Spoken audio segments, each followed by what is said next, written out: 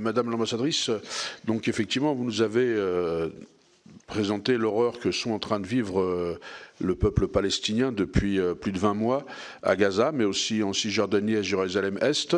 D'ailleurs, lors de mon déplacement avec une délégation à Rafah, nous avons pu, en février 2024, donc avant que le président s'y rende, nous avons pu constater effectivement le blocage de l'aide humanitaire, sanitaire aussi d'ailleurs au passage.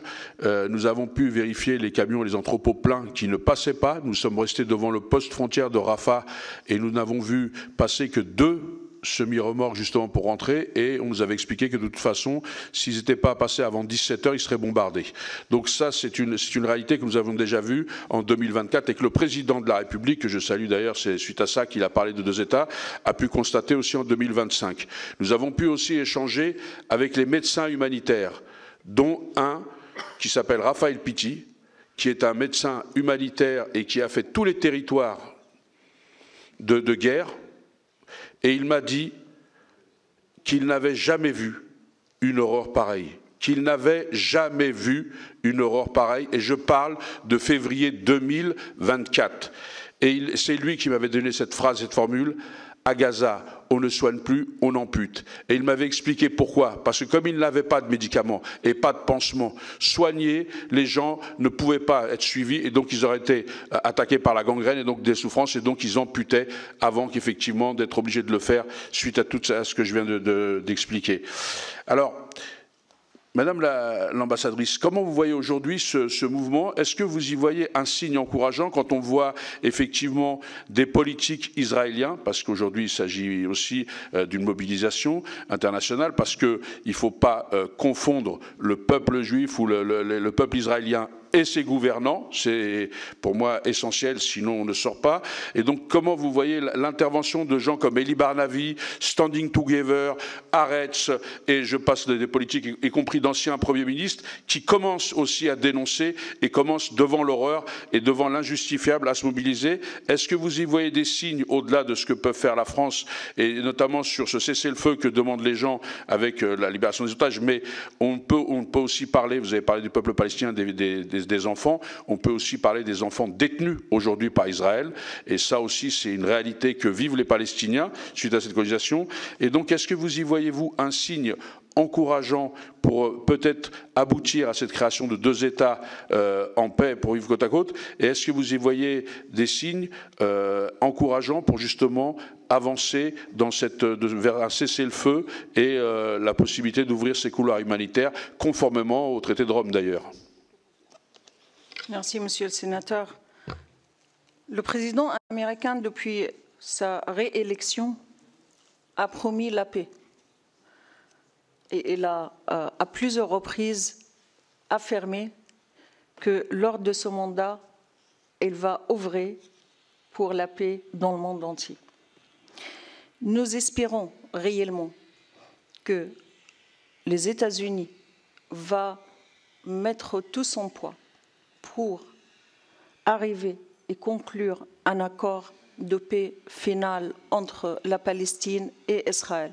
Et cet accord a une seule condition, c'est la fin de l'occupation militaire israélienne, c'est la fin de la colonisation, c'est l'application des résolutions des Nations Unies, et c'est la concrétisation de la solution à 2 États pour 2 peuples qui vivront en paix et en sécurité ensemble. Le préalable pour la sécurité, pour la stabilité dans notre région, c'est la justice. Et je crois qu'on a vu dans le monde entier la centralité de la question palestinienne. Et pourquoi? Parce que cette question est une question d'injustice historique qui dure depuis 77 ans maintenant. Et il faut régler cette question selon les résolutions des Nations Unies, selon la vie consultative de la CIJ. C'est pour cela que nous comptons énormément sur la conférence onusienne pour la concrétisation de la solution à 2 États. Il faut chercher la paix, il faut imposer la paix. Le gouvernement israélien a refusé la création de l'État de Palestine. Netanyahou a refusé la paix il faut forcer la paix et elle est de notre responsabilité individuelle comme collective. Elle est de la responsabilité du Conseil de sécurité et de ses membres permanents de forcer la fin de l'injustice infligée sur le peuple palestinien, de forcer le respect du droit international et d'arrêter à agir avec une politique de 2 poids, 2 mesures. Il est important que l'Union européenne gèle l'accord d'association avec Israël pour violation jugée par la Commission européenne, violation de l'article 2, sans des sanctions, sans une pression sur un État qui a violé chaque article de droit international, on n'arriverait jamais à la paix. Et j'appelle à la responsabilité juridique et morale de l'ensemble de la communauté internationale, à leur tête la France.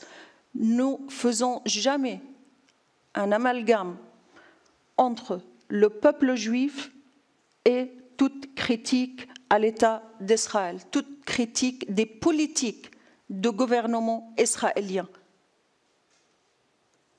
Nous sommes contre toutes les formes de racisme, y compris l'antisémitisme, l'islamophobie et toute forme de discrimination. Mais utiliser cet amalgame est dangereux. Quand on critique les politiques de gouvernement israélien, ce n'est pas de l'antisémitisme, c'est une critique d'un gouvernement qui viole le droit international. On appelle au respect du droit international. Et de dire que c'est une attaque contre le peuple juif, ou c'est de l'antisémitisme, ça inflige encore d'injustices supplémentaires.